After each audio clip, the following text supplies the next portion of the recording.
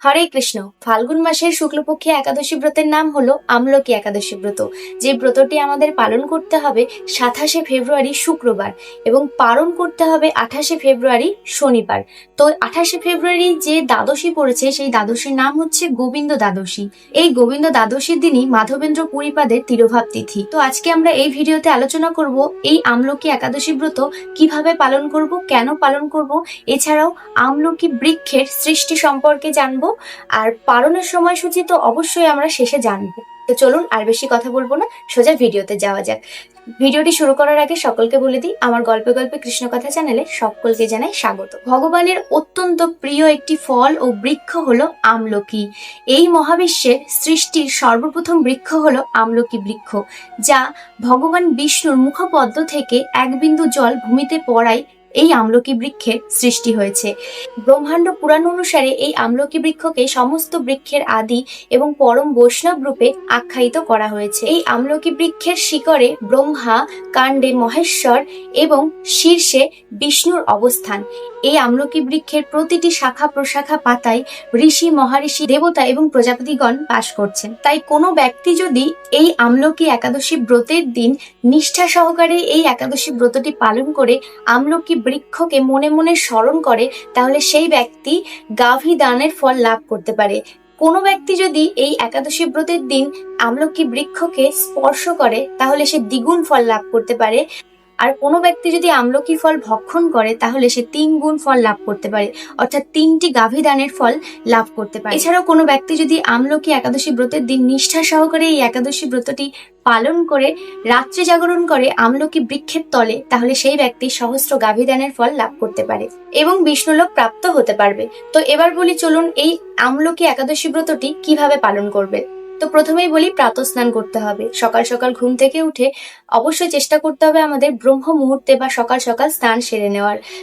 স্নানের সময় অবশ্যই 3 বার ওম গঙ্গা ওম গঙ্গা ওম গঙ্গা বলে নিতে হবে এবং সংকল্প করে নিতে হবে। সংকল্প মন্ত্রটি হলো একাদশাং নিরাহারো স্থিত্বা অহম অপরেহ অহনি ভোক্সামি পুণ্ডরী কাক্ষ শরণং মে ভাব অচ্যুত। 2 নম্বর হচ্ছে তুলসী এবং আমলকি বৃক্ষের পূজা। প্রত্যেক একাদশী ব্রতর মতোই আমাদের তুলসীকে যেরকম ভাবে জল ফুল অর্পণ করি, সেইভাবেই আমাদের তুলসী পূজা করতে হবে নিষ্ঠা সহকারে, এবং সাথে সাথে আমলকি বৃক্ষেরও বিশেষভাবে পূজা দিতে হবে ফুল, চন্দন, ধূপ, দীপ প্রদান করে। 3 নম্বর হচ্ছে সারা দিন রাত বিভিন্ন শাস্ত্র অধ্যয়ন করতে হবে, একাদশী মাহাত্ম্য পাঠ করতে হবে, নাম জপ কীর্তন করতে হবে এবং সারাটা দিন আমাদের অবশ্যই আমলকি বৃক্ষ স্বয়ং ভগবানকে স্মরণ করতে হবে। তো এবার বলি আমলকি একাদশীর ব্রত মাহাত্ম্য কথা সম্বন্ধে। যুধিষ্ঠির বললেন, হে কৃষ্ণ, মহাফলদাতা বিজয়া একাদশীর কথা শুনলাম। এখন ফাল্গুন মাসের শুক্লপক্ষের একাদশী যে নামে বিখ্যাত তা বর্ণনা করুন। শ্রীকৃষ্ণ বললেন, হে মহাভাগ যুধিষ্ঠির, মান্ধাত্তার প্রশ্নের উত্তরে মহাত্মা বশিষ্ঠ এই একাদশীর মহিমা কীর্তন করেছিলেন। আপনার কাছে তা বর্ণনা করছি, শুনুন। এই একাদশীর নাম আমলকি। বিষ্ণু লোক প্রদানকারী রূপে এই একাদশী বিশেষভাবে মহিমান্বিত। একাদশীর দিন আমলকি বৃক্ষের তলে রাত্রি জাগরণ করলে সহস্র গাভী দানের ফল লাভ করা যায়। হে পাণ্ডুনন্দন, পূর্বে ব্রহ্মার রাত্রিতে দৈনন্দিন প্রলয় উপস্থিত হলে স্থাবর জঙ্গম সহ দেবতা, অসুর ও রাক্ষস সবকিছুর বিনাশ হয়। তখন ভগবান সেই কারণ সমুদ্রে অবস্থান করেন। তার মুখপদ্ম থেকে চন্দ্রবর্ণের এক বিন্দু জল ভূমিতে পতিত হয়। সেই জলবিন্দু থেকে একটি বিশাল আমলকি বৃক্ষ উৎপন্ন হয়। এই বৃক্ষের স্মরণমাত্র গোদানের ফল, দর্শনে তাহার দ্বিগুণ এবং এর ফল ভক্ষণে 3 গুণ ফল লাভ করা যায়। এই বৃক্ষে ব্রহ্মা, বিষ্ণু এবং মহেশ্বর অবস্থান করেন। এর প্রতিটি শাখা প্রশাখা ও পাতায় ঋষি, দেবতা ও প্রজাপতিগণ বাস করেন। এই বৃক্ষকে সমস্ত বৃক্ষের আদি বলা হয় এবং তা পরম বৈষ্ণব রূপে বিখ্যাত। অতএব এই শ্রেষ্ঠ ব্রত সকলেরই পালনীয়। এখন এই ব্রতের একটি অদ্ভুত ইতিহাস আপনার কাছে বর্ণনা করছি। প্রাচীনকালে বৈদিশ নামে এক প্রসিদ্ধ নগর ছিল। এই নগরে চৈত্ররথ নামে এক রাজা রাজত্ব করতেন। চন্দ্রবংশীয় পাশবিন্দুক রাজার পুত্ররূপে তিনি জন্মগ্রহণ করেন। তিনি অত্যন্ত শক্তিমান ও ঐশ্বর্যশীলেন। শাস্ত্রজ্ঞানেও তিনি ছিলেন সুনিপুণ। তার রাজ্যের সর্বত্রই মনোরম আনন্দপূর্ণ এক দিব্য পরিবেশ লক্ষ্য করা যেত। প্রজারা ছিলেন বিষ্ণু ভক্তি পরায়ণ, সকলেই একাদশী ব্রত পালন করতেন। তার রাজ্যে কোনো অভাব অমঙ্গল ছিল না। এইভাবে প্রজাদের নিয়ে রাজা চৈত্ররথ সুখে দিন যাপন করতে থাকেন।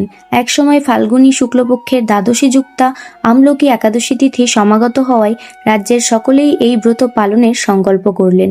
ওই দিন প্রাতঃস্নানের পর প্রজাদের নিয়ে রাজা ভগবান শ্রী বিষ্ণুর মন্দিরে যান। সেখানে সুবাসিত জলপূর্ণ কলস, ছত্র, বস্ত্র, পাদুকা ইত্যাদি সাজিয়ে স্থাপন করেন। তারপর ধূপ দীপ দিয়ে যত্ন সহকারে মুনি ঋষিদের দ্বারা শ্রী পরশুরাম মূর্তি সমন্বিত আমলকির পূজা করেন। হে পরশুরাম, হে রেণুকার সুখবর্ধক, হে ধাত্রী, হে পাপ বিনাশিনী আমলকি, তোমাকে প্রণাম, আমার অর্ঘ্যজল গ্রহণ করো। এইভাবে দিনে যথাবিধি পূজা, স্তব, স্তুতি, নৃত্য গীত করে রাজা ভক্তি ভরে সেই বিষ্ণু মন্দিরে রাত্রি জাগরণ করতে লাগলেন। একসময় দৈবযোগে একটি ব্যাধ সেখানে উপস্থিত হয়। পূজার সামগ্রী সহ বহু ব্যক্তিকে একত্রে রাত্রে জাগরণ করতে দেখে সে কৌতূহলাক্রান্ত হলো। সে ভাবল, এসব কি ব্যাপার? বিষ্ণু মন্দিরে প্রবেশ করে সে বসে পড়ল। কলসের ওপরে স্থাপিত বিষ্ণু মূর্তি দর্শন করল। ভগবান বিষ্ণু এবং একাদশীর মাহাত্ম্যও সে মনোযোগ দিয়ে শুনল। সারাদিন এই ব্যাধ কিছুই আহার করেনি। এইভাবে ক্ষুধায় কাতর হয়ে সেখানে সে রাত্রি জাগরণ করল। পরদিন প্রজাসহ রাজা নগরের দিকে যাত্রা করলেন।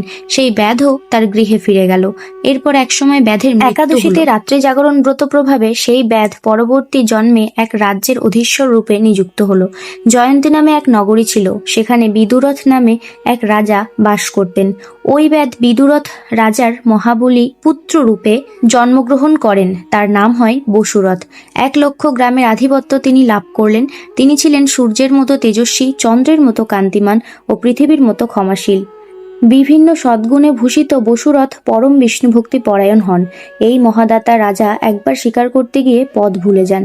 গভীর জঙ্গলের মধ্যে ক্ষুধায় পীড়িত হয়ে তিনি ক্লান্তিবশত শুয়ে পড়েন। এমন সময় কতগুলি পর্বত নিবাসী ম্লেচ্ছ রাজার কাছে এসে নানাভাবে উৎপীড়ন করতে থাকে। রাজাদের তাদের শত্রু মনে করে তারা তাকে হত্যা করতে চেষ্টা করে। পূর্বে এই রাজা আমাদের পিতা, মাতা, পুত্র, পৌত্র সবাইকে মেরে ফেলেছে, আমাদের গৃহ ছাড়া করেছে। এই রকম বলতে বলতে ম্লেচ্ছরা রাজাকে হত্যা করতে উদ্যত হয়। তারা বিভিন্ন অস্ত্রশস্ত্রে তাকে আঘাত করতে থাকে, কিন্তু আশ্চর্যের বিষয় তাদের সকল প্রচেষ্টাই ব্যর্থ হয়। রাজার কোনো ক্ষতিই তারা সাধন করতে পারেনি। তখন রাজার শরীর থেকে নানা অলঙ্কারে বিভূষিতা এক পরম সুন্দরী স্ত্রী মূর্তি আবির্ভূতা হন। মহাশক্তিধারিণী ওই নারী অল্প সময়ের মধ্যেই সকল পাপী ম্লেচ্ছকে নিধন করল। রাজার নিদ্রা ভঙ্গ হল। এই ভয়ঙ্কর হত্যাকাণ্ড দেখে রাজা অত্যন্ত বিস্মিত হলেন। তিনি বলতে লাগলেন, আহা, আমার শত্রুদের হত্যা করে কে আমার প্রাণ রক্ষা করলো? এমন কৃপালু কে আছে? আমি তার প্রতি আমার কৃতজ্ঞতা প্রকাশ করছি। এমন সময় দৈববাণী হলো, ভগবান কেশব ব্যতীত শরণাগতকে রক্ষা করবার আর কে আছে? তিনিই শরণাগত পালক। দৈববাণী শুনে তিনি ভক্তিযুক্ত চিত্তে গৃহে ফিরে এলেন। তারপর প্রজাসহ মহাসুখে ইন্দ্রের মতো নিষ্কণ্টক রাজ্য ভোগ করতে লাগলেন। বশিষ্ঠ বললেন, হে রাজন, যে মানুষ এই পরম উত্তম আমলকি একাদশী ব্রত পালন করেন তিনি নিঃসন্দেহে বিষ্ণুলোক প্রাপ্ত হন। তো আপনারা শ্রবণ করলেন এই একাদশী ব্রত মাহাত্ম্য কথা। এবার বলি এই আমলকি একাদশী ব্রতের পালনের সময়সূচি সম্পর্কে। আমরা প্রত্যেকেই জানি সঠিকভাবে একাদশী ব্রতের ফল লাভ করতে গেলে আমাদের সঠিক টাইমে পরের দিন পালন করাটা অবশ্যই কর্তব্য। তো পশ্চিমবঙ্গের পালনের সময়সূচি হচ্ছে ভোর 5:59 থেকে সকাল 8:19 মধ্যে, আর বাংলাদেশের পালনের সময়সূচি হচ্ছে সকাল 6:21 থেকে সকাল 8:41। তো যে যেখানে অবস্থান করছেন সেই টাইম অনুযায়ী আপনারা সঠিক টাইমে অবশ্যই পালন করে নেবেন সঠিক ফল লাভ করতে। তো ভিডিওটা তাহলে আজকে এখানেই শেষ করছি। সকলে ভালো থাকবেন, সুস্থ থাকবেন, সাবধানে থাকবেন। হরে কৃষ্ণ, হরি বল।